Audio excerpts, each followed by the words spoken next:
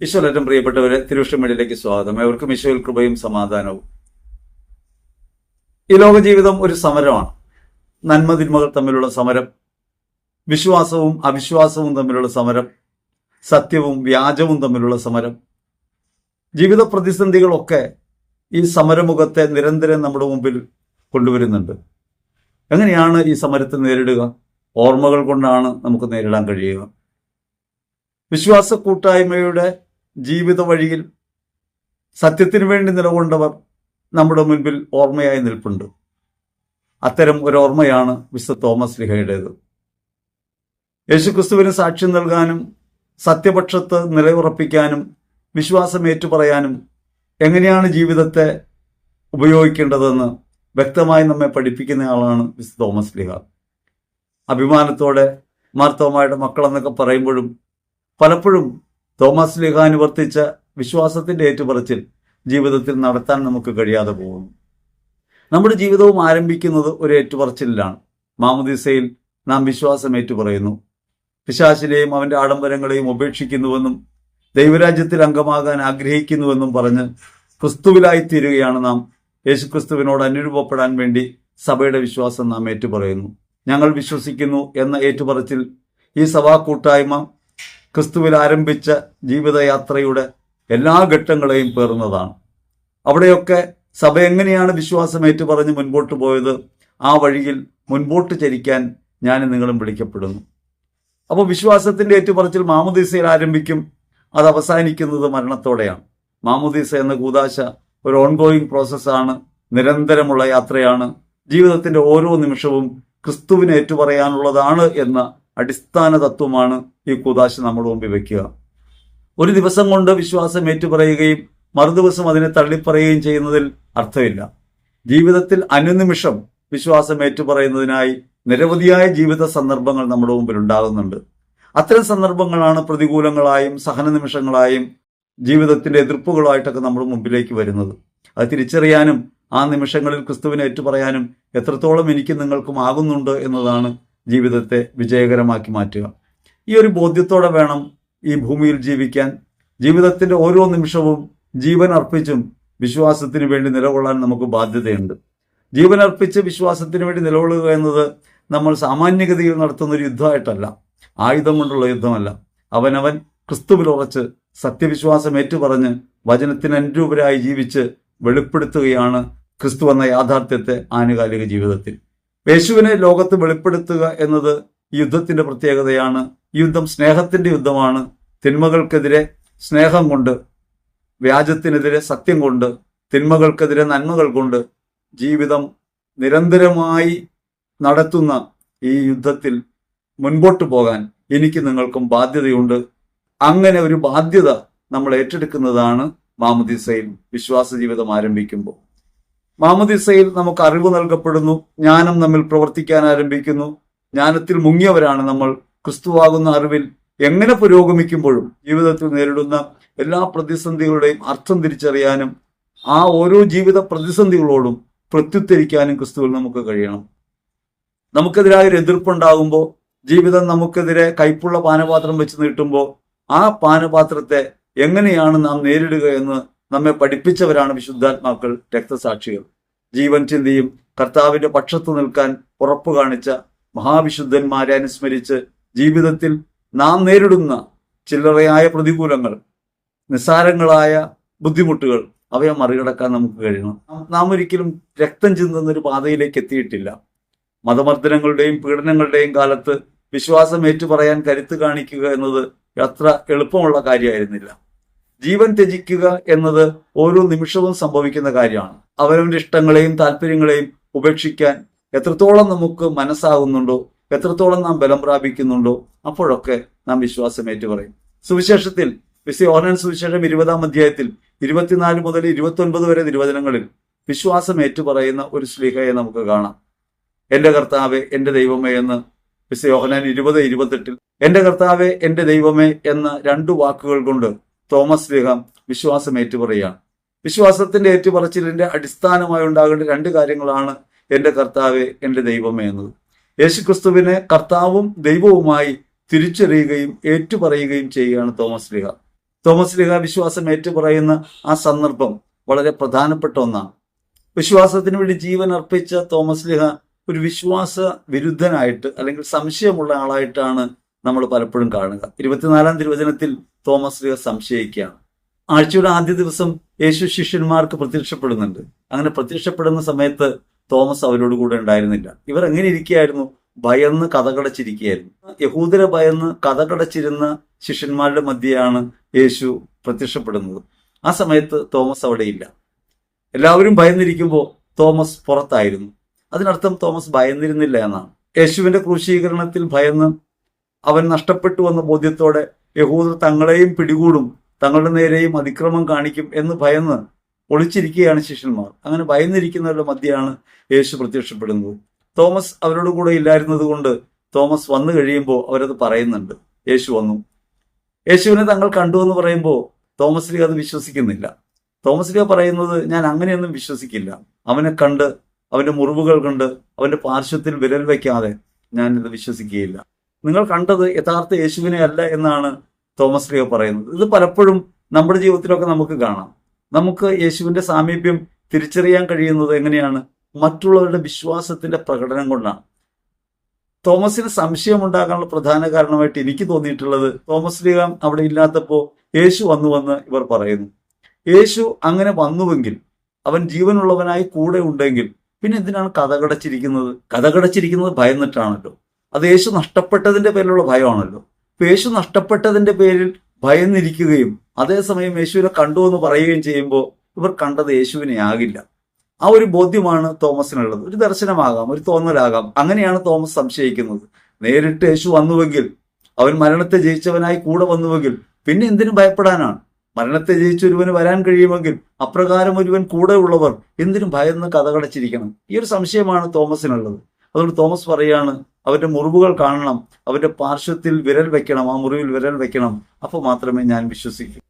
വിശ്വാസം ഏറ്റുപറയണമെങ്കിൽ ഒരു ഉറപ്പ് നമുക്കുണ്ടാകണം. എങ്ങനെയാണ് വിശ്വാസം ഏറ്റുപറയുക എന്ന് യോഹന്നാൻ ശ്ലീഹ പറയുന്നുണ്ട്. 1 യോഹന്നാൻ 1:1 ആദ്യം മുതൽ ഉണ്ടായിരുന്നതും ഞങ്ങൾ കേട്ടതും കണ്ടുകൊണ്ട് കണ്ടതും സൂക്ഷിച്ച് വീക്ഷിച്ചതും കൈകൊണ്ട് സ്പർശിച്ചതുമായ ജീവന്റെ വചനത്തെ ഞങ്ങൾ പ്രഘോഷിക്കുന്നു. അപ്പോൾ വചനം പ്രഘോഷിക്കണമെങ്കിൽ, വചനത്തിൽ ഉറപ്പുള്ളവരായി മാറണമെങ്കിൽ നമുക്ക് ഈ കാര്യങ്ങൾ അടിസ്ഥാനമായിട്ട് ഉണ്ടാവണം. ആദ്യം മുതൽ ഉണ്ടായിരുന്നതും ഞങ്ങൾ കേട്ടതും കണ്ണുകൊണ്ട് കണ്ടതും സൂക്ഷിച്ച് വീക്ഷിച്ചതും കൈകൊണ്ട് സ്പർശിച്ചതുമായ ജീവന്റെ വചനം.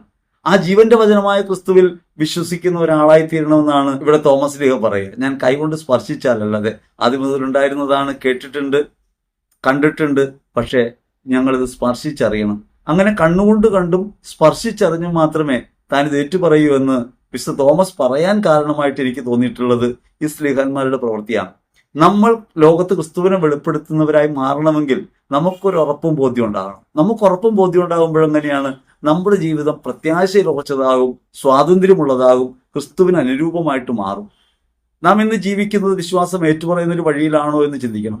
ആചാരങ്ങൾ കൊണ്ടും അനുഷ്ഠാനങ്ങൾ കൊണ്ടുമൊക്കെ നാം ഏറ്റുപറച്ചിൽ നടത്തുന്നുണ്ട്. ജീവിത പ്രയോഗം വഴി ക്രിസ്തുവിനെ ഏറ്റുപറയുന്നവരായി മാറാൻ നമുക്ക് പറ്റുന്നുണ്ടോ? അത് പല വഴികൾ നമ്മുടെ മുമ്പിലുണ്ട്. അടികൊള്ളുമ്പോൾ പ്രതികരിക്കാതിരിക്കുക, മറുകരണം കാട്ടിക്കൊടുക്കുക, നമ്മെ ആരെങ്കിലും ദ്രോഹിക്കുമ്പോൾ അവരോട് ക്ഷമിക്കുക, നിരുപാധികം സ്നേഹിക്കാൻ പറ്റുക, മറ്റുള്ളവരുടെ ജീവിതത്തിൽ സഹായമായിട്ട് മാറുക, സൗഖ്യപ്പെടുത്തുന്നവരായിട്ട് മാറുക. അങ്ങനെയാണ് നമ്മുടെ ജീവിതം ഒന്ന് പരിശോധിക്കണം. ഇങ്ങനെയൊക്കെ ചെയ്യുമ്പോഴാണ് ഈ കണ്ണുകൊണ്ട് കണ്ടതും കാതുകൊണ്ട് കേട്ടതും സൂക്ഷിച്ച് വീക്ഷിച്ചതും സ്പർശിച്ചറിഞ്ഞതുമായ ഒരു വചനത്തെ പ്രഘോഷിക്കുന്നവരാണ് നമ്മളെന്ന് വരികയുള്ളൂ. പലപ്പോഴും നമ്മുടെ ജീവിതത്തിൽ വരുന്നൊരു പിഴവതാണ്. തോമസ് പറയുന്നത് ഇതുകൊണ്ടാണ്, ഇവർ കഥകടച്ചിരിക്കുന്നു, ഇവർ ഭയന്നിരിക്കുന്നു, ഇവരിപ്പോഴും വിശ്വസിക്കുന്നില്ല. നമ്മളും ഇപ്പോഴും കഥകടച്ചിരിക്കുകയാണ്. നമുക്ക് ഭയമാണ്, നമുക്ക് എല്ലാവരെയും ഭയമാണ്. പിശാചിന് ഭയമാണ്, മറ്റു സമുദായങ്ങളെ ഭയമാണ്, അയൽവക്കത്തുള്ളവരെ ഭയമാണ്, മനുഷ്യരെ ഭയമാണ്. നമ്മളിങ്ങനെ ഭയന്ന് കഥകടച്ചിരിക്കുകയാണ്. നമുക്കെതിരെ ഉണ്ടാകുന്ന പ്രതികൂലങ്ങളെ ഭയപ്പെട്ടാണ് നാം കുടുംബത്തിൽ തന്നെ ശീലിക്കുന്നത്. ജീവിതത്തിൽ ഒരു പ്രതികൂലം നേരിടുമ്പോൾ ഒന്നും ഭയപ്പെടാനില്ല, കർത്താവ് നമ്മോട് കൂടെ ഉണ്ടല്ലോ എന്ന് പറയാൻ നമ്മുടെ മാതാപിതാക്കൾക്ക് കഴിഞ്ഞിട്ടില്ല. അപ്പോൾ മാതാപിതാക്കൾ നമ്മൾ കണ്ടിട്ടുള്ളത് ഇങ്ങനെ ഭയപ്പെടുന്നവരെയാണ്, ജീവിത പ്രതിസന്ധികളെ ഭയപ്പെടുന്നവരെ. കർത്താവ് കൂടെ ഉണ്ടെന്ന് പറയുകയും അതേസമയം ജീവിത പ്രതിസന്ധികളെ ഭയപ്പെടുന്നവരെയുമാണ് നമ്മൾ കണ്ടിട്ടുള്ളത്. മക്കൾ വിശ്വാസമില്ലാത്തവരായി പോകുമ്പോൾ മാതാപിതാക്കൾ പരിതപിക്കുന്നുണ്ട്. കാറ്റഗിസം ക്ലാസ്സിൽ വിട്ടിട്ടുണ്ട്, ഞായറാഴ്ചകൾ കുർബാനയ്ക്ക് പോയിട്ടുണ്ട്, വിശ്വാസം പഠിപ്പിക്കാൻ ശ്രമിച്ചിട്ടുണ്ട്. എന്നിട്ടും എന്തേ ഈ പുതിയ തലമുറ ഇത് പഠിക്കുന്നില്ല നമ്മൾ ചോദിക്കുന്നത്? പുതിയ തലമുറ പഠിക്കാത്തത് നമ്മുടെ ജീവിതത്തിൽ വിശ്വാസത്തിന്റെ ലക്ഷണങ്ങൾ കാണുന്നില്ല. നിങ്ങൾ അടിക്കുന്നവർക്കെതിരെ തിരിഞ്ഞു നിൽക്കാത്ത, മറുകരണം കാട്ടിക്കൊടുക്കുന്ന, നിങ്ങളുടെ കയ്യിൽ നിന്ന് എന്തെങ്കിലും എടുത്തുകൊണ്ട് പോകുന്നവരോട് തിരികെ ചോദിക്കാത്ത, മറ്റുള്ളവർക്ക് കടം കൊടുക്കാൻ, വായ്പ കൊടുക്കാൻ മടി കാണിക്കാത്ത, തിരിച്ചു കിട്ടുമെന്ന് പ്രതീക്ഷിക്കാതെ നന്മ ചെയ്യാൻ കഴിയുന്ന ഒരു മനോഭാവം നമ്മളെ ഇന്ന് കാണാത്തത് കൊണ്ടാണ് നമ്മുടെ കുട്ടികൾ ആലോചിക്കുന്നത്, ഇവർ സകല നന്മസ്വരൂപിയായ ദൈവത്തെക്കുറിച്ച് പറയുന്നു, പക്ഷെ പറയുന്നവരിൽ ഇതിന്റെ ലക്ഷണമൊന്നും കാണുന്നില്ല. ഞായറാഴ്ച കുർബാനയ്ക്ക് പോകണമെന്ന് കുട്ടികളെ നിർബന്ധിക്കുന്നു. കുർബാനയ്ക്ക് പോയിട്ട് വരുന്ന മാതാപിതാക്കളിൽ കുർബാനയായി മാറുന്ന അനുഭവം കാണുന്നില്ല. നമ്മുടെ ജീവിതം കൊണ്ടാണ് ഈ വെളിപ്പെടുത്തൽ ഉണ്ടാകേണ്ടത്. ഈ വെളിപ്പെടുത്തൽ ഉണ്ടാകാത്തത് കൊണ്ടാണ് മറ്റുള്ളവർക്ക് വിശ്വസിക്കാൻ കഴിയാതെ പോകുന്നത്. തോമസിന്റെ സംശയം അങ്ങനെ നോക്കുമ്പോൾ വാസ്തവമാണ്. കർത്താവിനെ കണ്ടിട്ടും മരിച്ചുപോയെന്ന് കരുതി ഭയന്നിരിക്കുകയാണ്. യഹൂദർ കൊന്നുകളഞ്ഞു തങ്ങളുടെ നേതാവിനെ, അതുകൊണ്ട് ഇനി പുറത്തിറങ്ങാൻ കഴിയുന്നവർക്ക് ഭയന്നിരിക്കുകയാണ്. തങ്ങൾക്കും അപകടമുണ്ടാകുമെന്ന് ഭയന്നിരിക്കുന്ന ഈ ശിഷ്യന്മാർ ക്രിസ്തുവിനെ കണ്ടു എന്ന് പറയുന്നതിൽ എന്തർത്ഥമാണുള്ളത്? അതുകൊണ്ട് ശ്ലീഹ പറയാണ്, ഞാൻ കണ്ണുകൊണ്ട് കാണണം, എനിക്ക് ആ മുറിവിലൊന്ന് കൈവയ്ക്കണം, അങ്ങനെ കണ്ടും തൊട്ടും മാത്രമേ ഞാനിത് വിശ്വസിക്കൂ. തൊട്ടു വിശ്വാസി എന്നൊക്കെ പറഞ്ഞ് ശ്ലീഹയെ പലപ്പോഴും ആളുകൾ കളിയാക്കാറുണ്ട്. അല്ലെങ്കിൽ ആ ശ്ലീഹയുടെ വിശ്വാസം പറയുമ്പോൾ ആ ശ്ലീഹയുടെ അനുയായികളായവർ തൊട്ടു വിശ്വാസികളാണ് എന്ന് പറയാറുണ്ട്. വാസ്തവത്തിൽ നമുക്ക് യഥാർത്ഥ ബോധ്യം ഉണ്ടാകണം. കണ്ണുകൊണ്ട് കണ്ടും കാതുകൊണ്ടും കേട്ടും സ്പർശിച്ചറിഞ്ഞും സൂക്ഷിച്ചു വീക്ഷിച്ചും വചനത്തെ ജീവിതത്തിന്റെ ഭാഗമായി തിരിച്ചറിഞ്ഞ് ജീവിക്കുമ്പോൾ മാത്രമേ നമുക്ക് വിശ്വാസം പ്രഘോഷിക്കുന്നവരായി മാറാൻ പറ്റൂ, വിശ്വാസം വെളിപ്പെടുത്തുന്നവരായിട്ട് മാറാൻ പറ്റൂ. യേശുക്രിസ്തു ഇന്നലെ രാത്രി എൻ്റെ അടുത്ത് വന്ന് സംസാരിച്ചു എന്ന് പറഞ്ഞാൽ ആരും വിശ്വസിക്കില്ല. പക്ഷേ യേശുവിനെ പ്രതി ഒരാൾ നിങ്ങളെ ആക്ഷേപിക്കുമ്പോൾ തിരിച്ചു പറയാതെ ആ ആക്ഷേപത്തെ സ്വീകരിക്കുന്നവനായി സഹിഷ്ണുതയോടെ നിൽക്കുമ്പോഴാണ് നിങ്ങളുടെ ക്രിസ്തുഭാവം വെളിപ്പെടുക. ക്രിസ്തുഭാവം വെളിപ്പെടുമ്പോൾ മറ്റൊരാൾക്ക് മനസ്സിലാവും ഇയാൾക്ക് എന്തോ മാറ്റം ഉണ്ടായിട്ടുണ്ട്. ഈ മാനസാന്തരത്തിന്റെ പ്രവൃത്തികൾ ജീവിതത്തിൽ ഉണ്ടാകുമ്പോൾ മറ്റുള്ളവർ അവരെ വിശ്വാസത്തിന് അടയാളങ്ങളായിട്ട് കാണുന്നത് അതുകൊണ്ടാണ്. അപ്പൊ തോമസ് ലീഹ അങ്ങനെ വിശ്വസിക്കാൻ ബുദ്ധിമുട്ട് പറയുന്നുണ്ട്. പക്ഷേ യേശുക്രിസ്തു വന്ന് തോമസിനോട് പറയുന്നു, ഇവിടെ വരിക, എന്റെ മുറിവുകൾ കാണുക, എന്റെ പാർശ്വത്തിൽ നിന്റെ വിരൽ വയ്ക്കുക. അങ്ങനെ പറയുമ്പോൾ, എന്നെ തൊട്ടു നോക്കൂ എന്ന് പറയുമ്പോൾ തോമസ് പറയുന്നു, എന്റെ കർത്താവേ, എന്റെ ദൈവമേ. യേശുവിനെ അങ്ങനെ അടിയുറച്ച് വിശ്വസിക്കാൻ കഴിയുന്ന ഒരു വിശ്വാസ പ്രഖ്യാപനം തോമസിൽ നിന്നുണ്ടാകണം. വിശ്വാസ പ്രഖ്യാപനത്തെക്കുറിച്ച് പറയുമ്പോൾ നമ്മൾ ആലോചിക്കണം, എവിടെയാണ് മനുഷ്യർക്ക് വീഴ്ച പറ്റുന്നത്? മനുഷ്യർക്ക് വീഴ്ച പറ്റുന്നത് വിശ്വാസം ഏറ്റു പറയാൻ പറ്റാതെ പോകുമ്പോഴാണ്. ഒരു ഏറ്റുപറച്ചിലാണ് വിശ്വാസ ജീവിതം എന്ന് പറയാം, അല്ലെങ്കിൽ മനുഷ്യ ജീവിതം ദൈവത്തോടുള്ള ഒരു ഏറ്റുപറച്ചിലാണ്. ഒരു ഏറ്റുപറച്ചിൽ അനിവാര്യമാണ്. എവിടെ വെച്ചാണ് മനുഷ്യർ വീണു പോകുന്നത്? ഉൽപ്പത്തി പുസ്തകത്തിൽ 2-ാം അധ്യായത്തിൽ 8 മുതലുള്ള തിരുവചനങ്ങളിൽ ഈ വീഴ്ചയുടെ കാരണം നമുക്ക് കാണാം. 17-ാം തിരുവചനം വരെ നമുക്ക് കാണാം. അവിടെ ഏദൻ തോട്ടത്തിലാക്കുകയാണ് ദൈവം. താൻ സൃഷ്ടിച്ച രൂപം കൊടുത്ത മനുഷ്യനെ ഏദൻ തോട്ടത്തിലാക്കുന്നു. അങ്ങനെ ഏദൻ തോട്ടത്തിലാക്കിയ മനുഷ്യന് സംഭവിച്ച കുഴപ്പമെന്താണ്? ഈ നന്മതിന്മകളുടെ അറിവിന്റെ വൃക്ഷത്തിൽ നിന്ന് ഭക്ഷിക്കരുത് എന്ന് പറഞ്ഞ വചനത്തെ അവർ പാലിച്ചില്ല. പിശാച് പ്രലോഭനം കൊണ്ടുവന്നപ്പോൾ വചനം ഏറ്റുപറയാൻ പറ്റിയില്ല. ദൈവം പറഞ്ഞ കാര്യങ്ങൾ ഏറ്റുപറയാൻ പറ്റിയില്ല. വിശ്വാസം ഒരു ഏറ്റുപറച്ചിലാണ്. അത് വാക്കുകൊണ്ട് തന്നെയല്ല, പ്രവൃത്തി കൊണ്ടും ഏറ്റുപറയണം. ദൈവത്തിന്റെ വാക്കെല്ലാം പ്രവൃത്തിയാണ്. പക്ഷെ മനുഷ്യന്റെ വാക്ക് അങ്ങനെയല്ല. മനുഷ്യന്റെ വാക്ക് പ്രവൃത്തിയാവണമെങ്കിൽ അത് പ്രവർത്തിച്ച് പൂർത്തീകരിക്കണം. ഒരു വാക്ക് വാക്കായി തീരണമെങ്കിൽ അത് പ്രവൃത്തി ഉണ്ടാകുമ്പോൾ മാത്രം മനുഷ്യന് സാധ്യമാകും. ഞാൻ നിങ്ങളെ സ്നേഹിക്കുന്നു എന്ന് പലവട്ടം ആവർത്തിക്കാൻ എളുപ്പമാണ്. പക്ഷെ ആ സ്നേഹം യാഥാർത്ഥ്യമാകണമെങ്കിൽ പ്രവൃത്തിയിലൂടെ വെളിപ്പെടണം. സത്യത്തിലൂടെ വെളിപ്പെടുമ്പോൾ മാത്രമേ, പ്രവൃത്തിയിലൂടെ വെളിപ്പെടുമ്പോൾ മാത്രമേ നമ്മുടെ വാക്ക് യാഥാർത്ഥ്യമായിട്ട് മാറൂ. അപ്പൊ അതുകൊണ്ട് വാക്ക് എന്നത് ഒരു ഏറ്റുപറച്ചിലിനുള്ള കാര്യമാണെന്ന് കേവലമായി ധരിക്കുന്നത് പോലെ ജീവിതം ഒരു ഏറ്റുപറച്ചിലിന്റെ വേദിയാണ്. അവിടെ ഒരു ഏറ്റുപറച്ചിലിൽ വീഴ്ചയുണ്ടായി. പിശാച് പ്രലോഭിപ്പിക്കുമ്പോൾ വാസ്തവത്തിൽ ഹവ്വയും ആദവും പറയേണ്ടിയിരുന്ന കാര്യം എന്താണ്? ഞാൻ എൻ്റെ ദൈവത്തിൻ്റെതാണ്, ഞാൻ എൻ്റെ ദൈവത്തിൻ്റെതാണ്, എൻ്റെ ഉടയവൻ ദൈവമാണ്, അവിടുത്തെ വാക്കുകൾ ജീവനും സത്യവുമാണ് എന്ന് ഏറ്റുപറയാനുള്ള അവസരമായിരുന്നു. അത് കഴിക്കാതിരുന്നെങ്കിൽ അതൊരു ഏറ്റുപറച്ചിലായേനെ. പക്ഷേ ഈ അറിവിന്റെ വൃക്ഷത്തിൽ നിന്ന് കഴിച്ചാൽ നിങ്ങൾ ജീവിക്കും, നിങ്ങൾ ദൈവത്തെ പോലെ ആകുമെന്നൊരു വ്യാജം കേട്ടപ്പോൾ അതൊരു വ്യാജമാണ്. കാരണം ദൈവത്തെ പോലെയാണല്ലോ, ദൈവത്തിന്റെ ഛായയിലും സാദൃശ്യത്തിലും സൃഷ്ടിക്കപ്പെട്ട മനുഷ്യനോട് നീ ദൈവത്തെ പോലെ ആകുമെന്ന് പറഞ്ഞപ്പോൾ ആ വ്യാജമായ വാക്കിൽ വിശ്വസിക്കുകയും ആ വാക്കിനോട് താതാത്മ്യപ്പെടുകയും ചെയ്യുന്നു. അല്ലെങ്കിൽ ആ വാക്കിനെ ഏറ്റുവിശ്വസിക്കുന്ന ആ വാക്കിൽ വിശ്വസിക്കുന്ന ഒരു പ്രവൃത്തി ഉണ്ടാവും. അതൊരു ഏറ്റുപറച്ചിലാണ്. തെറ്റിപ്പോയൊരു ഏറ്റുപറച്ചിലാണ്. ആ തെറ്റിപ്പോയൊരു ഏറ്റുപറച്ചിൽ നമ്മെ വീഴ്ത്തി. മനുഷ്യകുലം ഒന്നാകെ വീണു പോകുന്നത് ഈ തെറ്റായ പ്രയോഗത്തിലാണ്, അല്ലെങ്കിൽ ദൈവത്തെ നിഷേധിക്കുന്ന പ്രവൃത്തിയിലാണ്. അങ്ങനെ ഒരു പ്രവൃത്തിപൂർവ്വം ഉണ്ടായ വീഴ്ചയെ നിരന്തരമായി ഏറ്റുപറഞ്ഞാണ് നമുക്ക് തിരികെ നേടാൻ കഴിയുക.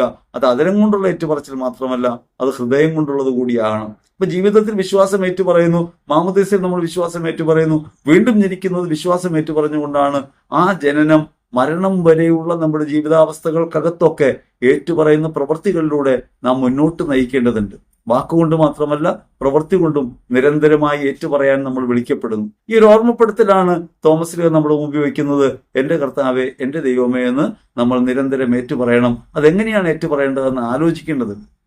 സുഭാഷിതങ്ങളിൽ 4-ാം അധ്യായത്തിൽ 10 മുതൽ 18 വരെ തിരുവചനങ്ങളിൽ എങ്ങനെയാണ് വഴിമാറി നടക്കേണ്ടത് അതിൽ ഏറ്റുപറച്ചിലാണ്. വഴിമാറി നടക്കൽ എങ്ങനെയാണ്? തിന്മയിൽ നിന്ന് അകന്ന് ഒരു വഴിമാറി നടത്തം.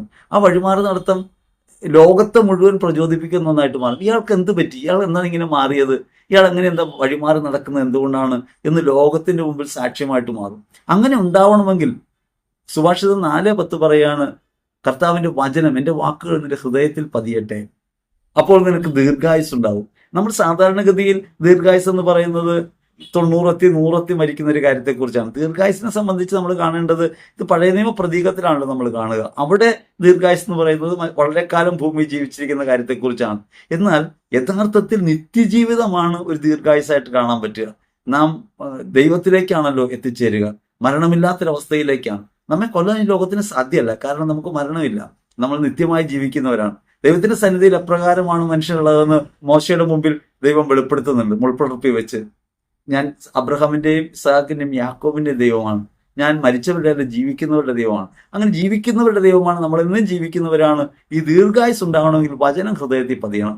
വചനം ഹൃദയത്തിൽ പതിയുക എന്നുള്ളത് കാണാപ്പാടം പഠിക്കുക എന്നല്ല. പലപ്പോഴും നമ്മൾ തെറ്റിദ്ധരിക്കുന്നത് വചനം കാണാതെ പഠിക്കുന്നതെന്നാണ്. കാണാതെ പഠിക്കുന്നതൊക്കെ നമ്മുടെ ബോധമണ്ഡലത്തിലുണ്ടാവും, ഉപബോധ മനസ്സിലേക്കും കടന്നു പോകാം. പക്ഷേ ഒരറിവ് ഹൃദയത്തിന്റെ ഭാഗമായിട്ട് മാറുക എന്ന് പറഞ്ഞാൽ അനുഭവതലത്തിൽ വരണം.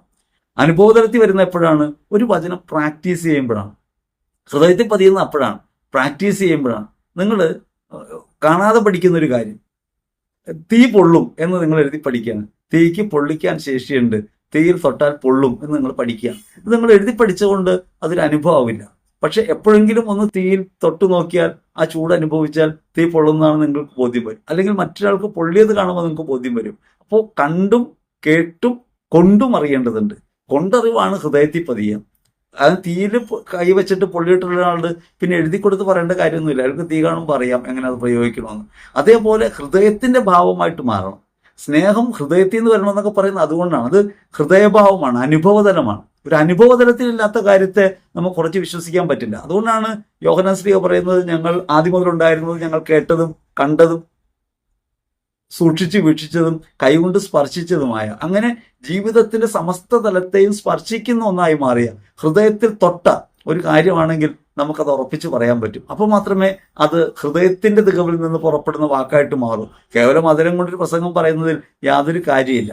അങ്ങനെ അതരം കൊണ്ട് പറയുമ്പോൾ നമ്മളതൊരു അറിവായിട്ട് സ്വീകരിക്കാൻ നമുക്ക് കഴിയും. പക്ഷെ ജീവിതത്തിനകത്ത് ബന്ധമുള്ളൊരു വാക്കായി മാറുമ്പോൾ അത് നമ്മുടെ ഉള്ളിനെ പൊള്ളിക്കുന്നതായിട്ട് മാറും. അതുകൊണ്ട് വേദനിച്ച ഒരാളുടെ വേദന അയാൾ പങ്കുവെക്കുമ്പോൾ നമ്മുടെ കണ്ണ് നിറയും. കാരണം അയാൾക്ക് എടുത്ത വേദന നമുക്ക് മനസ്സിലാവും. ഒരു ഹൃദയത്തെ തൊട്ട വാക്കാണ്. ഈ ഹൃദയത്തെ തൊട്ടതായിട്ട് ഏറ്റുപറച്ചിലുണ്ടാവണം. അതുകൊണ്ട് എൻ്റെ വാക്ക് നിന്റെ ഹൃദയത്തിൽ പതിയട്ടെ. അവിടെ ദീർഘായുസ് ഉണ്ടാകും എന്ന് പറഞ്ഞത് നിത്യതയുമായി ബന്ധപ്പെട്ടൊരു കാര്യമായിട്ട് ആധുനിക വീക്ഷണത്തിൽ, ക്രിസ്തു വീക്ഷണത്തിൽ നമുക്ക് കാണാൻ പറ്റണം. നിത്യതയിലേക്കാണ് നാം വിളിക്കപ്പെടുന്നത്. നമ്മുടെ ആയുസ് എന്ന് പറയുന്നത് ദൈവത്തിന്റെ സന്നിധിയിലാണ്. നമ്മൾ ഒരു നിമിഷം ദൈവത്തിന്റെ സന്നിധിയിൽ 1000 വർഷം പോലെയാണ്, 1000 വർഷം ഒരു നിമിഷം പോലെയാണ്. അപ്പൊ അതുകൊണ്ട് ഭൗമിക മാസകാലത്തെ കേവലമായ ഒരു കാര്യത്തെക്കുറിച്ചല്ല വചനം പറയുന്നത്, ഒരു നിത്യതയുമായി ബന്ധപ്പെട്ട കാര്യത്തെക്കുറിച്ചാണ് എന്ന തരത്തിൽ ക്രിസ്തുവിൽ നമുക്കത് വീണ്ടെടുക്കാൻ പറ്റണം. ദൈവം പറയാണ്, ജ്ഞാനത്തിന്റെ വഴി ഞാൻ നിന്നെ പഠിപ്പിച്ചു, സത്യസന്ധതയുടെ വഴിയിലൂടെ നിന്നെ ഞാൻ നയിച്ചു. ഇത് പ്രവാചകന്മാരോട് നൽകപ്പെട്ട വചനത്തെക്കുറിച്ച് പറയാവുന്ന ഒരു പ്രധാന കാര്യമാണ്. കൽപ്പന നൽകുന്നുണ്ട്, പ്രവാചകന്മാരിലൂടെ നയിക്കുന്നുണ്ട്. അതുകൊണ്ടാണ് ഹെബ്രായർ 1:1 പറയുന്നത്, പൂർവ്വകാലങ്ങളിൽ പ്രവാചകന്മാരിലൂടെ ദൈവം സംസാരിച്ചിട്ടുണ്ട്, വിവിധ ഭാഷകളിൽ വിവിധ രീതികളിൽ സംസാരിച്ചിട്ടുണ്ട്. അവസാനം ക്രിസ്തുവിലൂടെ സംസാരിക്കാൻ പരിഭാഷപ്പെടുത്തുകയാണ്, മാനുഷികതയിൽ പരിഭാഷപ്പെടുത്തുകയാണ്. നേരത്തെ വാക്കുകൊണ്ടാണ് പരിഭാഷപ്പെടുത്തിയ ദൈവത്തിന്റെ സ്നേഹത്തെ മാനുഷികതയിൽ പരിഭാഷപ്പെടുത്തുക. മാനുഷികതയിൽ പരിഭാഷപ്പെടുത്തിയ ഒരു ദൈവത്തെയാണ് നമുക്കറിവുള്ളത്. ഇപ്പൊ പഴയ നിയമത്തിൽ പറയുന്നത് വാക്കുകൾ കൊണ്ട് പരിചയപ്പെടുത്തിയ ദൈവത്തെക്കുറിച്ചാണ്, നന്മയുടെ വഴിയെക്കുറിച്ചാണ്. ആ നന്മയുടെ വഴിയെ നീ ചരിക്കണം. അങ്ങനെ നടന്നാൽ നടക്കുമ്പോൾ നിന്റെ കാലിടറില്ല, ഓടുമ്പോൾ നീ വീഴില്ല. നമ്മൾ ഇവിടെ വചനത്തെ ആൾരൂപത്തിലാണ് കാണുന്നത്, ക്രിസ്തുവിലാണ് കാണുന്നത്. അവന്റെ മാർഗത്തിലാണെങ്കിൽ നമ്മുടെ കാലിടറില്ല, ഓടുമ്പോൾ നമ്മൾ വീഴില്ല. അപ്പൊ ക്രിസ്തുവിലാണ് ജീവിതമെങ്കിൽ, നന്മയുടെ പക്ഷത്താണ് നമ്മൾ ചേർന്ന് നടക്കുന്നതെങ്കിൽ ക്രിസ്തുവിലുള്ള ജീവിതം വീഴ്ചയുണ്ടാകുന്നതായി മാറില്ല. അവനിലേക്ക് തിരിയുന്നവർ എല്ലാം പ്രകാശിതരാകും. ക്രിസ്തുവിന്റെ മാർഗത്തിൽ നാം പുരോഗമിക്കണം എന്ന് നാം വായിച്ചെടുക്കണം. പഴയ നിയമം പറയുന്നത് ഈ പ്രവചനപരമായ വാക്കുകളെക്കുറിച്ചും കൽപ്പനകളെക്കുറിച്ചുമാണ്. നമ്മളോട് വചനം പറയുന്നത് ക്രിസ്തുവായ വചനമാണ് പറയുന്നത്. ആ ക്രിസ്തുവായ വചനം മാനുഷികതയിൽ വന്ന വചനമാണ്, മാംസം ധരിച്ച വചനമാണ്. ആ മാംസം ധരിച്ച വചനത്തെ പിന്തുടരുന്നവരാകുമ്പോൾ നമുക്ക് വീഴ്ച ഉണ്ടാകില്ല എന്നൊരു കാര്യം ഓർക്കണം. ആ വഴിയിലൂടെ നടക്കുന്ന ഓരോ നടപ്പും ഓരോ കാലടിയും ഒരു ഏറ്റുപറച്ചിലാണ്. ക്രിസ്തുവിന്റെ മാർഗത്തിലേക്ക് നമ്മൾ തിരിയുമ്പോൾ നാം നടക്കുന്ന ഓരോ ചുവടുവെപ്പും ഒരു ഏറ്റുപറച്ചിലാണ്.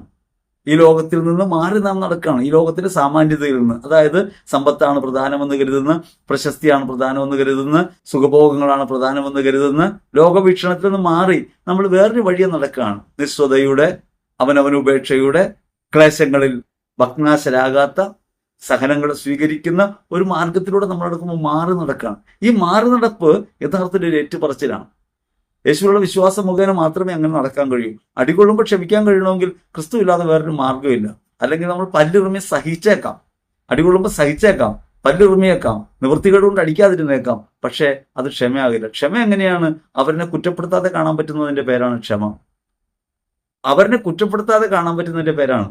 മറ്റുള്ളവരെ കുറ്റപ്പെടുത്താതെ ഇവരോട് ക്ഷമിക്കണമേ പിതാവേ എന്ന് പറയാനുള്ള കരുത്തുണ്ടാകലാണ്. അത് ക്രിസ്തു കുരിശിൽ കാട്ടിത്തരുന്നുണ്ട്. സ്തേഫാനോസ് കല്ലെറിഞ്ഞ് കൊല്ലുന്നവർക്ക് വേണ്ടി പ്രാർത്ഥിക്കുന്നുണ്ട്. അവിടെയൊക്കെ ഇത് വെളിപ്പെടുന്നുണ്ട്. അവരിൽ നിന്നുള്ള തിക്താനുഭവങ്ങളെ സ്വീകരിക്കാൻ ഒരാൾ ബലം പ്രാപിക്കുന്നത് ക്രിസ്തുവിനായി തീരുമ്പോഴാണ്. അങ്ങനെ ഒരു ബലം പ്രാപിക്കുന്നതിനെ കുറിച്ചാണ് പറയുന്നത്. ഈ ലോകത്തോടുമ്പോൾ നിന്റെ കാലിടറില്ല. അവരിനോട് വിദ്വേഷം ഉണ്ടാകുന്നതും നമ്മളെ എതിർക്കുന്നവരോട് നമുക്ക് എതിർപ്പുണ്ടാകുന്നതും ഒക്കെ വീഴ്ചയാണ്. വാസ്തവത്തിൽ നമ്മളത് കാണുന്നത് സ്വാഭാവികതയായിട്ടാണ്, പക്ഷെ അത് വീഴ്ചയാണ്. കാരണം ക്രിസ്തു സ്നേഹത്തിൽ പുരോഗമിക്കേണ്ടത് എങ്ങനെയെന്ന് ക്രിസ്തു നമുക്ക് കാട്ടിത്തരുന്നുണ്ട്. അവന്റെ വഴിയെ സഞ്ചരിക്കേണ്ടത് എങ്ങനെയെന്ന് അവൻ തന്റെ ജീവിതം കൊണ്ട് വരച്ചു വെച്ചിട്ടുണ്ട്. ആ വഴിയിലൂടെ നമ്മൾ പോകണമെങ്കിൽ ഈ തൊട്ടറിവിന്റെ അനുഭവം ഉണ്ടാകണം, അവൻ ഹൃദയത്തിൽ സ്പർശിക്കുന്ന അനുഭവം ഉണ്ടാകണം, അവൻ എന്നിൽ തന്നെ എന്ന ബോധ്യം ഉണ്ടാകണം. ആ ബോധ്യം ഉണ്ടാകുമ്പോൾ മാത്രമേ ഏറ്റുപറച്ചിൽ പരിപൂർണമായിട്ട് മാറും. ദുഷ്ടതയുടെ വഴി സഞ്ചരിക്കാതിരിക്കാൻ, അതിൽ നിന്ന് അകന്നു മാറി ജീവിക്കാൻ നമുക്ക് കഴിയുന്നത് ക്രിസ്തുവിൽ നാം ആയിത്തീരുമ്പോഴാണ്. അല്ലെങ്കിൽ ക്രിസ്തുവിനെ ഏറ്റുപറയുന്നവരായി, ഹൃദയത്തിൽ ക്രിസ്തുവിനെ സ്വീകരിക്കുന്നവരായി മാറുമ്പോഴാണ്. വചനമായ ക്രിസ്തുവിനെ ഹൃദയത്തിനകത്ത് സ്വീകരിക്കുമ്പോൾ ഈ ലോകത്തിന്റെ സാധാരണ പ്രവണതകളെ നമുക്ക് അതിജീവിക്കാൻ കഴിയും. അങ്ങനെ അതിജീവിച്ച് നാം മുന്നോട്ട് പോകുന്ന ഓരോ നടപ്പും ഓരോ ചുവടുവെപ്പും ഒരു ഏറ്റുപറച്ചിലാണ്. വാക്കുകൊണ്ടല്ല, ജീവിതം കൊണ്ട്. ജീവിതം കൊണ്ട് അങ്ങനെ ഏറ്റുപറയാൻ പറ്റണം. ഒരു കഷ്ടത ഉണ്ടാവുന്നു, ഒരു സഹനം ഉണ്ടാകുന്നു. പരിതപിക്കാതെ കർത്താവിന്റെ കരുത്തിൽ സ്വീകരിക്കാനുള്ള മനോഭാവം ഉണ്ടാകുക. കർത്താവ് എന്നെ കൈവിടില്ല എന്നൊരു ബോധ്യത്തിൽ എത്തിച്ചേരാൻ പറ്റുക. പ്രാർത്ഥന നമ്മെ നയിക്കേണ്ടത് അവിടേക്കാണ്.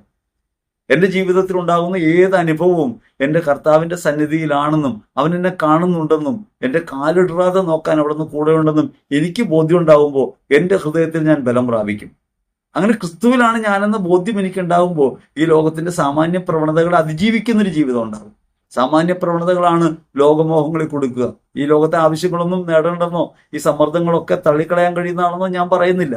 വിശപ്പ് തന്നെയാണ്. ഭക്ഷണം കഴിച്ചാൽ മാത്രമേ അത് മാറൂ. അങ്ങനെ തന്നെ അത് മാറാവൂ. വസ്ത്രം ധരിക്കേണ്ടതാണ്, വസ്ത്രം ധരിക്കാൻ നമുക്ക് കിട്ടേണ്ടതുണ്ട്. ഇതെല്ലാം ആവശ്യങ്ങളാണ്. ജീവിതാവശ്യങ്ങൾ നിറവേറേണ്ടെന്ന അർത്ഥത്തിലല്ല. ജീവിതാവശ്യങ്ങൾ നിറവേറാനുള്ള യാത്രയിൽ നാം പലപ്പോഴും പരിതാപമുള്ളവരായിട്ട് മാറുന്നു. നമുക്കെതിരെയുള്ള പ്രതികൂലങ്ങളെ, ജീവിതം നേരിടുന്ന പ്രതിസന്ധികളെ അതിജീവിക്കാൻ കഴിയാത്തവരായിട്ട് മാറിപ്പോകുന്നത് ഹൃദയബലമില്ലാണ്ടായി പോകുമ്പോഴാണ്. ജീവിതത്തിൽ എങ്ങനെയായാലും എന്നെ ഈ ഭൂമിയിലേക്ക് അയച്ചിട്ടുണ്ടെങ്കിൽ ഈ ഭൂമിയിൽ ജീവിക്കാൻ അവിടെ നിന്ന് എനിക്ക് ആവശ്യമായവയെല്ലാം നൽകും. എൻ്റെ ജീവിതത്തിനും ഭക്തിക്കും ആവശ്യമായവയെല്ലാം അവിടെ നിന്ന് എനിക്ക് പ്രദാനം ചെയ്യുമെന്ന ഉറപ്പ് എനിക്കുണ്ടാവണം. ആ ഉറപ്പാണ് പ്രാർത്ഥന വഴി ഉണ്ടാവേണ്ടത്. അപ്പോൾ പ്രാർത്ഥിക്കുന്നതിനല്ല പറയുന്നത്, പക്ഷേ ജീവിത പ്രതിസന്ധി വരുമ്പോൾ എൻ്റെ ദൈവം എന്നൊരു സാഹചര്യത്തെ കൊണ്ടുവന്ന് നിർത്തിയിട്ടുണ്ട്. ഈ സാഹചര്യത്തിൽ ഇതിനെ അതിജീവിക്കാനുള്ള കരുത്ത് നൽകാൻ എൻ്റെ ക്രിസ്തു എന്നോട് കൂടെയുണ്ട്. അവിടെ നിന്ന് തൻ്റെ പുത്രനെ തന്നെ എനിക്ക് പകരമായിട്ട് നൽകിയിട്ടുണ്ട്. ഇനി ബാക്കിയുള്ളവ നൽകാതിരിക്കുമോ? തൻ്റെ പുത്രനെ തന്നെ എനിക്ക് പകരമായി ബലിയർപ്പിക്കാൻ മനസ്സ് കാണിച്ച പിതാവായ ദൈവം, എനിക്ക് വേണ്ടി കുരിശിൽ മരിക്കാൻ തയ്യാറായി ക്രിസ്തുവാകുന്ന ദൈവം, എനിക്ക് വേണ്ടി നിരന്തരം പ്രവർത്തിക്കുന്ന എന്നിൽ ജീവിക്കുന്ന പരിശുദ്ധാത്മാവായ ദൈവം എൻ്റെ ജീവിത പ്രതിസന്ധികൾ അതിജീവിക്കാൻ എനിക്ക് കരുത്ത് നൽകും എന്നുറപ്പാണ് പ്രാർത്ഥന വഴി നമുക്കുണ്ടാകേണ്ടത്. ഈ ലോകത്ത് കാര്യങ്ങൾ നേടിയെടുക്കാനായിട്ട് ഒരു വസ്തുകേന്ദ്രീകൃതമായ ലോകത്തേക്ക് പോകാനല്ല, ഈ വസ്തുക്കളെയും ഈ ലോകത്തെയും അതിജീവിക്കുന്ന ഒരു സ്നേഹം എൻ്റെ അകമേ വസിക്കുന്നുണ്ടെന്നും അവൻ എനിക്ക് വേണ്ടി സ്വയമേ അർപ്പിക്കുന്നവനാണെന്നും അങ്ങനെ ജീവൻ അർപ്പിച്ച് എനിക്ക് ജീവൻ പകർന്നു തന്ന ദൈവം ബാക്കിയെല്ലാം കൂട്ടിച്ചേർക്കുമെന്ന് ഞാൻ വിശ്വസിക്കേണ്ടതുണ്ട്. ആ വിശ്വാസമാണ് പ്രാർത്ഥന വഴി നമ്മിൽ ബലപ്പെടേണ്ടത്. പലപ്പോഴും അത് ബലപ്പെടുന്നതിന് പകരം വസ്തുക്കളിലേക്ക് മാത്രം ഒതുങ്ങിപ്പോകുന്നു എന്നതാണ് കാര്യസാധ്യ പ്രാർത്ഥനയുടെ അപകടമായിട്ട് നമ്മൾ സൂചിപ്പിക്കുന്നത്. അപ്പോൾ ജീവിതത്തിൽ നാം നമ്മുടെ ഹൃദയത്തിനകത്ത് വചനം സ്വീകരിക്കണം, ക്രിസ്തുവിനെ സ്വീകരിക്കണം, ആ വഴിയെ സഞ്ചരിക്കണം. ആ വഴിയെ സഞ്ചരിക്കുമ്പോൾ നമുക്ക് കാലിടറില്ല. ആ കാലിടറാത്ത ഓരോ ചുവടുകളും ഓരോ ചുവടുവെപ്പും ക്രിസ്തുവിനെ ഏറ്റുപറയുന്നതാണ് എന്ന് നമുക്ക് കാണാൻ പറ്റണം. ഈ ഏറ്റുപറച്ചിലിന്റെ പ്രകടമായ രൂപമാണ് നമുക്ക് യോഹന്നാൻ സുവിശേഷത്തിൽ കാണാൻ പറ്റുക. യോഹന്നാൻ 20:28 പറയുന്നു, വിശുദ്ധ തോമസ് ലീഹ പറയാണ്, എൻ്റെ കർത്താവേ, എൻ്റെ ദൈവമേ. എൻ്റെ കർത്താവേ എന്ന് പറയുന്നതിൻ്റെ അർത്ഥം എന്താണ്? കർത്താവ് എന്ന വാക്കിന്റെ അർത്ഥത്തെക്കുറിച്ച് നമ്മൾ ആലോചിക്കണം. ദി ലോർഡ് എന്നാണ്, ഉടയവനെ എന്നാണ്. എൻ്റെ ഉടയവനെ, എൻ്റെ ജീവിതത്തിന്റെ ഉടയവൻ, നാഥൻ ദൈവമാണെന്നൊരു ഏറ്റുപറച്ചിലാണ്. അതായത് ഞാൻ എൻ്റെ സ്വന്തമല്ലെന്നും ഞാൻ ദൈവത്തിൻ്റെതാണെന്നും ഏറ്റുപറച്ചിലാണ്. വിശുദ്ധ മത്തായി സുവിശേഷത്തിൽ 7:21 അവിടെ നിന്ന് പറയുന്നുണ്ട്, കർത്താവേ കർത്താവേ എന്ന് വിളിച്ചു പറയുന്ന ഏവനുമല്ല എൻ്റെ സ്വർഗസ്ഥനായ പിതാവിൻ്റെ ഇഷ്ടം നിറവേറ്റുന്നവനാണ് സ്വർഗരാജ്യത്തിൽ പ്രവേശിക്കുക. നമ്മൾ കർത്താവിനെ കർത്താവേ എന്ന് വിളിക്കുന്നുണ്ടെങ്കിൽ, ഉടയവനെ എന്ന് വിളിക്കുന്നുണ്ടെങ്കിൽ അത് അർത്ഥപൂർണ്ണമായിട്ട് മാറണം. എനിക്ക് എൻ്റെ മേൽ അധികാരമില്ലെന്നും എൻ്റെ മേൽ അധികാരമുള്ളവൻ ദൈവമാണെന്നും പറയണം. എൻ്റെ ഉടയവൻ ദൈവമാണെന്ന് പറയണം. പക്ഷെ നാം ഈ ഭൂമി ജീവിക്കുന്നത് എങ്ങനെയാണ്? എനിക്കറിയാം ഞാനെന്ന ഭാവത്തിലാണ്, ഞാനാണ് ഉടയവനെന്ന ബോധ്യത്തിലാണ്, എനിക്ക് എൻ്റെ കാര്യങ്ങളിൽ അവകാശമുണ്ടെന്ന ബോധ്യത്തിലാണ്. മനുഷ്യൻ സ്വയാവബോധം ഉണ്ടാകേണ്ടതുണ്ട്, സ്വയാധികാരമുള്ളവനായി മാറേണ്ടതുണ്ട്. പക്ഷെ സ്വയാധികാരത്തിൻ്റെ ഒരു പ്രശ്നം എന്താണെന്ന് വെച്ചാൽ, ഞാൻ എൻ്റെ മേൽ അധികാരം പുലർത്തുന്നവനായി മാറുമ്പോൾ എൻ്റെ ഇഷ്ടത്തിന് ഞാൻ ജീവിക്കുന്നേ പറയട്ടെ. എൻ്റെ ഇഷ്ടങ്ങളെ മാറ്റിവെച്ച് ദൈവേഷ്ടത്തിലേക്ക് ഞാൻ മാറുമ്പോഴാണ് ഈ ഉടയവ സ്ഥാനം ദൈവത്തിന് തിരികെ ഏൽപ്പിക്കുക. ദൈവം നമ്മെ സൃഷ്ടിച്ചുവെന്നും ദൈവമാണ് നമ്മുടെ ഉടയവനെന്നും നമുക്ക് ബോധ്യമുണ്ടെങ്കിൽ നിശ്ചയമായും ദൈവം പറയുന്ന വാക്കിലെ നമുക്ക് ജീവിക്കാൻ പറ്റും. സ്വന്തം ഇഷ്ടത്തിൽ ജീവിക്കാൻ പറ്റില്ല. ദൈവം ഉടയവനാണെങ്കിൽ നമ്മൾ അടിമയാണ്, ദൈവത്തിന്റെ അടിമയാണ്. ദുലയ്യ, മറിയം പറഞ്ഞ വാക്കാണ് അവിടെ പ്രധാനമുള്ളത്. മറിയം പറഞ്ഞത് ദുലയ്യ എന്നാണ്, അടിമയായിരിക്കൽ. ദാസി എന്നാണ് മലയാളത്തിൽ നമ്മൾ ട്രാൻസ്ലേറ്റ് ചെയ്യുന്നത്. പക്ഷെ അവിടെ ഗ്രീക്ക് ബൈബിളിലുള്ളത് ദുലയ്യ എന്നാണ്. അതിന്റെ അർത്ഥം ഉടയവൻ എന്നാണ്. അപ്പൊ ദൈവം എൻ്റെ ഉടയവനായി മാറുമെങ്കിൽ എൻ്റെതല്ല എൻ്റെ ജീവിതം, എൻ്റെ ദൈവത്തിന് സമർപ്പിക്കപ്പെട്ട ജീവിതമാണ്, അല്ലെങ്കിൽ എൻ്റെ ദൈവത്തിന്റെ കയ്യിലുള്ള ജീവിതമാണ്. ഈ ലോകത്തുള്ള എല്ലാ ജീവിതാനുഭവങ്ങളും ദൈവം എൻ്റെ മുമ്പിൽ വയ്ക്കുന്നതാണെങ്കിൽ ദൈവം പറയുന്നതനുസരിച്ച് ചെയ്യാവുന്നേ ഉള്ളൂ. എൻ്റെ ഉടമസ്ഥതയിലേക്ക് കാര്യങ്ങൾ വരുമ്പോഴാണ് എനിക്ക് അതിനെക്കുറിച്ച് ആദ്യം ഉണ്ടാകുക. ഞാനാണ് എൻ്റെ ഉടയവൻ. എൻ്റെ ജീവിതത്തിന്റെ നിയന്താവ് ഞാനായിട്ട് മാറുമ്പോൾ ഞാൻ ഭാരപ്പെട്ടവനായിട്ട് മാറും. ഈ ജീവിതം എൻ്റെതാണെന്ന് വരുമ്പോഴാണ്. ഈ ജീവിതം എൻ്റെതല്ല, ദൈവത്തിൻ്റെതാണ്. നിങ്ങളൊരു കാര്യം ആലോചിക്കുക, പൈശാചികതയുമായുള്ള ഒരു കാര്യം ആലോചിക്കുക. പിശാച് നിങ്ങളെ ആക്രമിക്കാൻ വരുന്നു, അല്ലെങ്കിൽ പിശാച് മനുഷ്യനെ ആക്രമിക്കാൻ വരുന്നു. ഈ മനുഷ്യൻ ദൈവത്തിന്റെ അടിമയാണെങ്കിൽ ആരായിരിക്കും ഈ അടിമയ്ക്ക് വേണ്ടി യുദ്ധം ചെയ്യുക? അടിമ ഉടയവന്റെ സ്വത്താണ്. അങ്ങനെ ഉടയവന്റെ സ്വത്താണ് നമ്മളെങ്കിൽ നമുക്ക് വേണ്ടി ആര് യുദ്ധം ചെയ്യും? നമ്മൾ യുദ്ധം ചെയ്യണോ, ദൈവം യുദ്ധം ചെയ്യുമോ? ദൈവമാണ് നമ്മുടെ ഉടയവനും നമ്മൾ ഏറ്റു പറയുമ്പോൾ പിന്നെ നമുക്ക് തിന്മയെ ഭയപ്പെടേണ്ടതില്ല. തിന്മയ്ക്ക് നമ്മുടെ മേൽ അധികാരമില്ല. കാരണം ഉടയവൻ യുദ്ധം ചെയ്യും. ദാസനായി മാറുമ്പോഴും ദൈവത്തിന്റെ സ്നേഹിതനായി മാറുമ്പോഴും ഒക്കെ വ്യക്തിപരമായി നമ്മൾ ആ യുദ്ധം ഏറ്റെടുക്കണം. നമ്മൾ ഒറ്റയ്ക്ക് നിൽക്കുമ്പോൾ നമ്മൾ യുദ്ധം ചെയ്യണം, ലോകത്തിനെതിരെ യുദ്ധം ചെയ്യേണ്ടി വരും. പക്ഷേ എൻ്റെ ഉടയവൻ ദൈവമാണെങ്കിൽ, എന്നെ അയക്കുന്നത് ദൈവമാണെങ്കിൽ, ഞാൻ എൻ്റെ സ്വന്തം നാമത്തിലല്ലെങ്കിൽ ഉടയവന്റെ നാമത്തിലാണെങ്കിൽ ആരാണ് എനിക്ക് വേണ്ടി യുദ്ധം ചെയ്യുക? ഇപ്പോൾ ഒരു ഇന്ത്യൻ പൗരനെതിരെ ഒരു വിദേശ ആക്രമണം ഉണ്ടായാൽ ആരായിരിക്കും ചോദ്യം ചെയ്യുക? ഇന്ത്യയുടെ പരമാധികാരത്തെ ചോദ്യം ചെയ്യുന്ന കാര്യമാണ്. ഇപ്പൊ ഇന്ത്യ തന്നെ ചോദ്യം ചെയ്യും. അത് വ്യക്തിപരമായ കാര്യമായി വരില്ല. അതേപോലെ ഞാൻ ദൈവരാജ്യത്തിന്റെ ഭാഗമാണ്, ദൈവത്തിന്റെ അടിമയാണ്, ദൈവമാണ് എൻ്റെ ഉടയവനെങ്കിൽ എനിക്കെതിരെ ഈ ലോകം ഉണ്ടാക്കുന്ന എല്ലാ പ്രതികൂലങ്ങളോടും യുദ്ധം ചെയ്യുന്നത് ദൈവമായിരിക്കും. അതുകൊണ്ട് ധൈര്യമായി തിന്മകൾക്കെതിരെയുള്ള ജീവിതത്തിൽ പുരോഗമിക്കാൻ നമുക്ക് കഴിയും. കാരണം തിന്മകൾക്കെതിരെയുള്ള യുദ്ധത്തിൽ കർത്താവാണ് നമ്മെ വിജയിപ്പിക്കുന്നത്, സൈന്യങ്ങളുടെ കർത്താവ്. അതുകൊണ്ടാണ് സഫാനിയ 3:16 പറയുന്നത്, കർത്താവ് നിങ്ങളുടെ മധ്യമുണ്ട്, ഇനിമേൽ അനർത്ഥം ഭയപ്പെടേണ്ടതില്ല. എപ്പോഴാണ്? ഞാൻ എൻ്റെ ഉടയവനായിട്ട് ദൈവത്തെ കാണുമ്പോഴാണ്. അല്ലെങ്കിൽ ആരായിരിക്കും യുദ്ധം ചെയ്യുക? ഞാൻ തന്നെയായിരിക്കും. ഞാൻ തന്നെ യുദ്ധം ചെയ്യുമ്പോൾ ഞാൻ വീണു പോകും. പക്ഷെ ഉടയവനാണ് യുദ്ധം ചെയ്യുന്നതെങ്കിൽ ഞാൻ നിശ്ചയമായും വിജയിക്കും. ഫിലിസ്തീനുമായുള്ള യുദ്ധത്തിൽ ദാവീദ് എടുക്കുന്ന നിലപാട് ആലോചിക്കണം. ഫിലിസ്തീനുമായുള്ള യുദ്ധത്തിൽ ദാവീദ് പറയുന്ന കാര്യം ഇതാണ്. 5 കല്ലും ഒരു കവണയായിട്ടാണ് ഈ ഫിലിസ്തീനായ മല്ലന്റെ നേരെ ദാവീദ് ചെല്ലുന്നത്. അവൻ അട്ടഹസിക്കുകയാണ്. ഫിലിസ്തീൻ, ഞാൻ നിന്നെ തോൽപ്പിക്കും, ഞാൻ നിന്നെ കൊന്നുകളയും എന്നൊക്കെ പറയാണ്.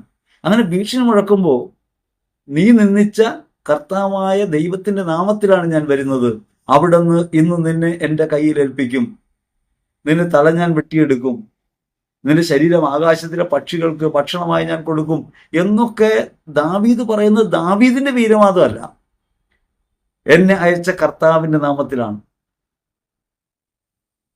അഭിഷേകം ദാവീദ് പ്രവർത്തിക്കുകയാണ്. നമ്മിലുള്ള അഭിഷേകം എന്താണ്? നമ്മിൽ ജീവിക്കുന്നത് ദൈവമാണെന്നും നാം ദൈവത്തിൻ്റെതാണെന്നുള്ള ബോധ്യമാണ്. ഞാനും പിതാവും ഒന്നാണെന്ന് യേശു പറയുന്ന അതേ ബോധ്യമാണ് നമ്മെ നയിക്കുന്നത്. ഞാനും യേശുവും ഒന്നാണ്. ഈ ഒരു ബോധ്യം നമ്മുടെ അകത്തുണ്ടാവുമ്പോൾ, അവൻ എൻ്റെ ഉടയവനാണെന്ന് ബോധ്യം ഉണ്ടാവുമ്പോൾ ആര് യുദ്ധം ചെയ്യുമെന്നാണ് വിശ്വസിക്കുന്നത്? ദൈവം തന്നെ യുദ്ധം ചെയ്യുന്നതാണ്. ദാവീദ് യുദ്ധത്തിൽ വിജയിക്കുന്നതിന്റെ പുറകിലുള്ള കാര്യം അതാണ്. ആയുധങ്ങൾ എന്തിയ ഒരു ഫിലിസ്തീനെതിരെ, മല്ലനായൊരുവിനെതിരെ, ബാലനായി പടച്ചട്ടം പോലും ധരിക്കാൻ കഴിയാത്ത, കേവലം കവണയും കല്ലും മാത്രം കയ്യിലുള്ള ഒരു ഇടയ ചെറുക്കൻ വിജയം വരിക്കുന്നതിന്റെ പിറകിലുള്ള ശക്തി അതാണ്. നിന്നെ ദൈവം ഇന്ന് എൻ്റെ കയ്യിൽ ഏൽപ്പിക്കും. കർത്താവാണ് യുദ്ധം ചെയ്യുന്നതെന്ന് ലോകം അറിയും. അപ്പൊ നമുക്കെതിരെ ഈ ലോകം എന്ത് പ്രതികൂലം ഉണ്ടാക്കുമ്പോഴും ധൈര്യത്തോടെ നമുക്കതിനെ നേരിടാൻ കഴിയണം. കാരണം യുദ്ധം ചെയ്യുന്നവൻ കർത്താവാണ്, അവന്റെ നാമത്തിലാണ് നാം ആയിരിക്കുന്നത്. ഈ ഒരു ബോധ്യം ഉണ്ടാകുമ്പോഴാണ് നമുക്ക് വിജയം വരിക്കാൻ പറ്റുക. അതുകൊണ്ട് എഫേസ്യർ 2:19 പറയാണ്, നിങ്ങൾ അന്യരോ പരദേശികളോ അല്ല, വിശുദ്ധരാണ്, ദൈവത്തിന്റെ ഭവനത്തിലെ അംഗങ്ങളാണ്, ദൈവത്തിന്റെ മക്കളാണ്. നാം ദൈവത്തിന്റെ മക്കളാണെന്നും വിശുദ്ധരുടെ സഹപൗരന്മാരാണെന്നും ഒരു ഉറച്ച ബോധ്യം നമുക്കുണ്ടാകണം. അതുകൊണ്ടാണ് സഹന വിജയ സഭകളോട് ഐക്യം പ്രഖ്യാപിച്ചു എന്നാണ് ഈ ജീവിതം. സഭാത്മകമായ ജീവിതത്തിന്റെ പ്രത്യേകത അതാണ്. ഒരു കൂട്ടായ്മയുടെ ഭാഗമാണെന്ന് ബോധ്യം ഉണ്ടാകണം. നമ്മൾ ഒറ്റയ്ക്കല്ല, വിശുദ്ധരുടെ സഹപൗരരാണ്, ദൈവഭവനത്തിലെ അംഗങ്ങളാണ്, അന്യരും പരദേശികളുമല്ല. നമ്മൾ ദൈവത്തിന്റെ സ്വന്തമാണ്. അങ്ങനെ ദൈവത്തിന്റെ സ്വന്തമാണെന്ന ബോധ്യം നമുക്ക് ഉണ്ടാകുമ്പോൾ മാത്രമേ നമുക്ക് വിജയം വരിക്കാൻ പറ്റൂ. നമുക്ക് ആ ബോധ്യമില്ലാതെ പോകുമ്പോഴാണ് വീണു പോകുന്നത്. ഏറ്റുപറച്ചിലിന്റെ അടിസ്ഥാന ഭാവമായിട്ടുണ്ടാകേണ്ടത് ഞാൻ ഒറ്റയ്ക്കല്ലെന്നും എൻ്റെ ദൈവം എൻ്റെ കൂടെ ഉണ്ടെന്നും ഞാൻ ദൈവത്തിൻ്റെതാണെന്നും ഞാൻ ദൈവത്തിൻ്റെ അടിമയാണെന്നുമുള്ള ബോധ്യമാണ്. അതുകൊണ്ട് കർത്താവേ എന്ന വാക്കിനകത്ത് നമുക്കിത് കാണാൻ പറ്റണം. എൻ്റെ കർത്താവേ എന്ന് പറയുമ്പോൾ ദൈവത്തിന് ഉടമാവകാശം ഏൽപ്പിച്ചു കൊടുക്കണം. എൻ്റെ ജീവിതത്തിലെ കാര്യങ്ങൾ ഞാൻ തീരുമാനിക്കുമെന്നും ഞാൻ എൻ്റെ ഇഷ്ടങ്ങൾക്കനുസരിച്ചാണ് ജീവിക്കുക എന്ന് പറയുകയും ചെയ്യുമ്പോൾ നമ്മൾ ദൈവത്തെ നിഷേധിക്കുന്നുണ്ട്. സ്വന്തം ഇഷ്ടങ്ങൾ നിറവേറാൻ വേണ്ടി ദൈവത്തെ ഉപകരണമാക്കി മാറ്റുമ്പോൾ ഈ കുഴപ്പമുണ്ട്. ആവശ്യങ്ങൾക്ക് വേണ്ടി നിങ്ങൾ പ്രാർത്ഥിക്കേണ്ടെന്നല്ല പറയുന്നതിൻ്റെ അർത്ഥം. ആവശ്യങ്ങൾക്ക് വേണ്ടി പ്രാർത്ഥിക്കാൻ വേറെ എവിടമാണ് നമുക്കുള്ളത്? ആശ്രയിക്കാൻ മറ്റാരാണുള്ളത്? ആശ്രയിക്കുന്ന എന്തുകൊണ്ടാണ്? എൻ്റെ ദൈവമാണ് എൻ്റെ ഉടയവൻ. പക്ഷെ ഒരു കാര്യം ചിന്തിക്കേണ്ടത്, ദൈവം ഉടയവനാകുമ്പോൾ നാം എപ്പോൾ ഭക്ഷിക്കണം, എന്ത് ഭക്ഷിക്കണം, എങ്ങനെ ഭക്ഷിക്കണം, എവിടെ ആയിരിക്കണം, എന്ത് ചെയ്യണം എന്നൊക്കെ തീരുമാനിക്കുന്നത് ദൈവമാണ്. നമുക്കതിനെക്കുറിച്ച് ഉത്കണ്ഠ വേണ്ട. സാധാരണഗതിയിൽ ആലോചിച്ച് നോക്കിയേ, ഒരു സന്യാസം സ്വീകരിച്ചു പോകുന്ന ഒരാൾ നാളെ എന്ത് ഭക്ഷിക്കുമെന്നോർത്ത് ആകുലപ്പെടുന്നില്ല. നാളെ എവിടെ കിടക്കാൻ ഇടമുണ്ടാകുമെന്നോർത്ത് ആകുലപ്പെടുന്നില്ല. നമുക്കങ്ങനെ സാധ്യമല്ലല്ലോ. നാളെ എന്ത് കഴിക്കും നമ്മൾ ഇന്നേ ആലോചിക്കണം, നാളെ എവിടെ കിടക്കുമെന്ന് ആലോചിക്കണം. അപ്പൊ നമുക്ക് ആ പരിമിതി ഉണ്ടാകുന്നത് നമ്മളിൽ തന്നെ ആയിത്തീരുമ്പോഴാണ്. നമ്മുടെ ജീവിതത്തെ നിയന്ത്രിക്കുന്നവനായി ദൈവമുണ്ട് എന്ന ബോധ്യം ഉണ്ടായാൽ, എൻ്റെ ജീവിതത്തെക്കുറിച്ച് കരുതലുള്ള ദൈവം തക്ക സമയത്ത് എൻ്റെ ജീവിതത്തിൽ ഇടപെടുമെന്ന ബോധ്യം ഉണ്ടായാൽ, ആ ബോധ്യം എന്നെ നയിക്കും. വിശ്വാസം ഈ ജീവിതത്തിലെ ഭൗതിക ആവശ്യങ്ങളിലും ഇടപെടുന്ന ഒന്നായിട്ട് മാറും. കാരണം നയിക്കുന്നതും നിയന്ത്രിക്കുന്നതും ദൈവമാണെന്ന ബോധ്യം ഉണ്ടാകുമ്പോഴാണ്. അപ്പോൾ ജീവിതത്തിൽ എൻ്റെ കർത്താവേ എന്ന് ഏറ്റുപറച്ചിൽ നമുക്കുണ്ടാകണമെങ്കിൽ ഉടയവസ്ഥാനം ദൈവത്തിന് കൊടുക്കണം. അപ്പോൾ ജീവിതത്തിൽ ഓരോ വഴിയിലും ഓരോ ചുവടുവെപ്പിലും നമുക്ക് ഏറ്റുപറയാൻ പറ്റും, ഞാൻ എൻ്റെ സ്വന്തമല്ലെന്നും ദൈവത്തിൻ്റെതാണെന്നും ബോധ്യത്തോടെ ചുവടുവെക്കുക. അങ്ങനെ ജീവിതത്തിൽ ചുവട് വെച്ചുകൊണ്ട് മാത്രമേ എൻ്റെ കർത്താവേ എന്ന വാക്ക് പൂർത്തീകരിക്കാൻ പറ്റൂ. കേവലം അതരം കൊണ്ട് പറഞ്ഞുകൊണ്ട് കാര്യമില്ല. അത് ഹൃദയം കൊണ്ട് പറയണമെന്ന് വെച്ചാൽ പ്രവൃത്തി കൊണ്ട് പറയണം. നമ്മുടെ വാക്ക് പ്രവൃത്തിയായിട്ട് മാറണം. ദൈവം രക്ഷിക്കുന്നു എന്നത് ഒരു വ്യക്തിനാമമാണെന്നും അതൊരു പ്രക്രിയയാണെന്നും പലവട്ടം നമ്മൾ പറഞ്ഞിട്ടുണ്ട്. ദൈവം ഒരു വ്യക്തിനാമമാണ്, യേശു അതേസമയം ഒരു പ്രക്രിയാരൂപമാണ്. ദൈവം രക്ഷിക്കുന്നു എന്ന പ്രക്രിയാരൂപം ക്രിസ്തുവിൽ പൂർത്തിയാകുമ്പോഴാണ് ക്രിസ്തുവാകുന്ന വചനം സമ്പൂർണ്ണ വചനമായിട്ട് മാറുക. അനന്യമായ വചനം, സമ്പൂർണമായ വചനം, ഇനി വേറെ വചനമില്ല. ആ വചനം പൂർണ്ണമാകുന്നത് അത് കേവലം നാമം മാത്രമല്ല, പ്രവൃത്തി കൂടിയാണ്. അപ്പോൾ നാമവും പ്രവൃത്തിയും ചേർന്ന പരിപൂർണതയാകുന്ന ഒന്നായിട്ട് ജീവിതത്തെ മാറ്റാൻ നമുക്ക് പറ്റണം. നമുക്ക് നമ്മുടെ പ്രവൃത്തി കൊണ്ട് അത് പൂർത്തീകരിക്കാൻ പറ്റും. ചെയ്യുന്ന ഓരോ പ്രവൃത്തിയിലും, മറ്റുള്ളവരോട് ഇടപെടുന്നതിലും, ജീവിതത്തെ നേരിടുന്നതിലും, പ്രശ്നങ്ങളെ പരിഹരിക്കുന്നതിലും ഒക്കെ ഈ ക്രിസ്തു വെളിപ്പെടണം. ദൈവത്തിൻ്റെ ഇഷ്ടത്തിനാണെന്ന് ബോധ്യം ഉണ്ടാവണം. എൻ്റെ സ്വന്തം ഇഷ്ടമല്ലെന്ന് എനിക്ക് ഉറപ്പുണ്ടാകണം. അപ്പോഴാണ് യഥാർത്ഥത്തിൽ നാം ചെയ്യുന്ന പ്രവൃത്തികൾ ഈ ഏറ്റുപറച്ചിലിൻ്റെതായിട്ട് മാറുക. അത് അതിരം കൊണ്ട് പറഞ്ഞാൽ പോരാ, അത് ജീവിതം കൊണ്ട് പറയണം. എൻ്റെ കർത്താവേ, എൻ്റെ ദൈവമേ, സമസ്തവും നീയാണ്, സ്രഷ്ടാവും പരിപാലകനും നീയാണ്, എൻ്റെ പൂർണ്ണത നീയാണ്.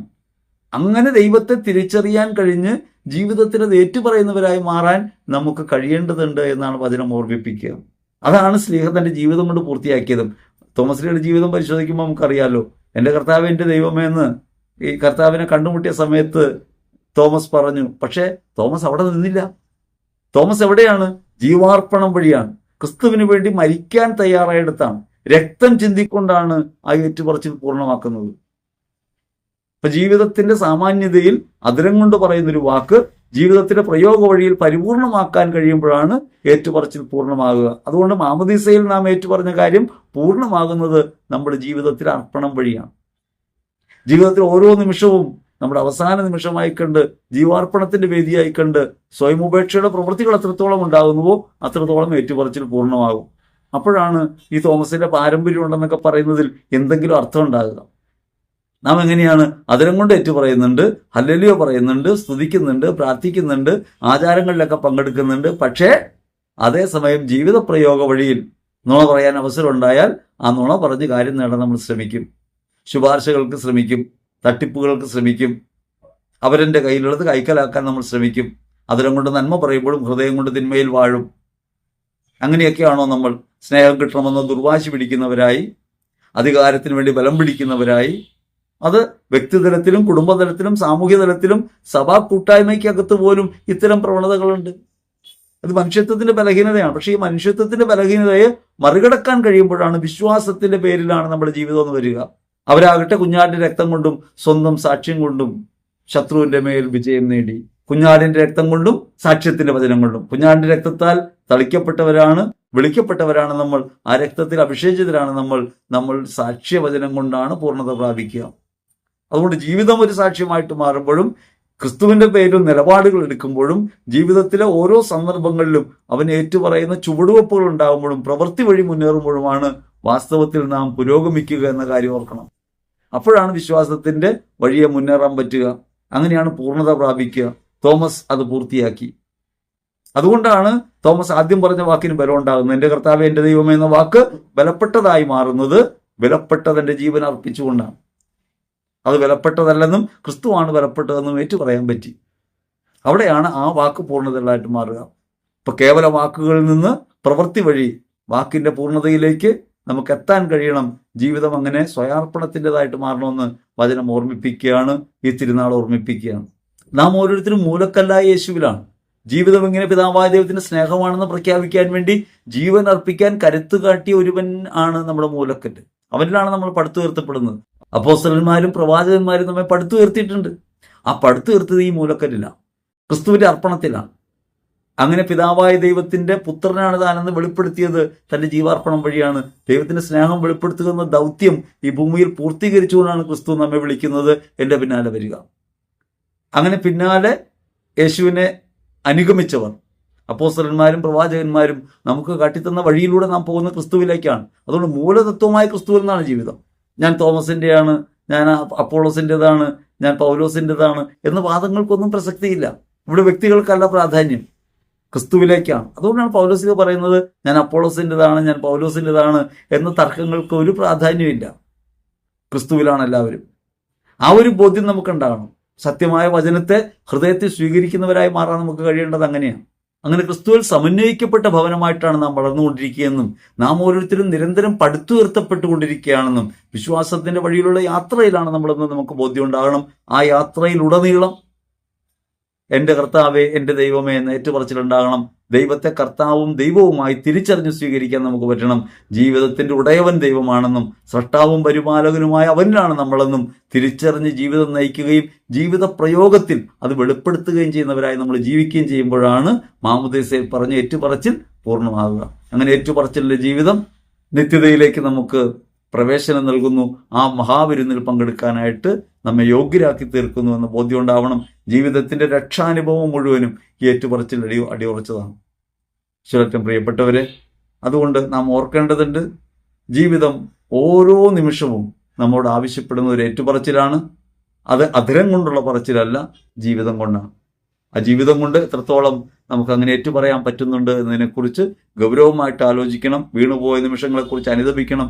കർത്താവിലേക്ക് തിരികെ നടക്കാം. അവൻ്റെ പാർശ്വത്തിൽ വിരൽ വയ്ക്കാം. അവൻ നമ്മിൽ വസിക്കുന്നു എന്ന ബോധ്യത്തോടെ നമുക്ക് കർത്താവിനെ കണ്ടുമുട്ടിയ അനുഭവത്തോടെ മുൻപോട്ട് പോകാം.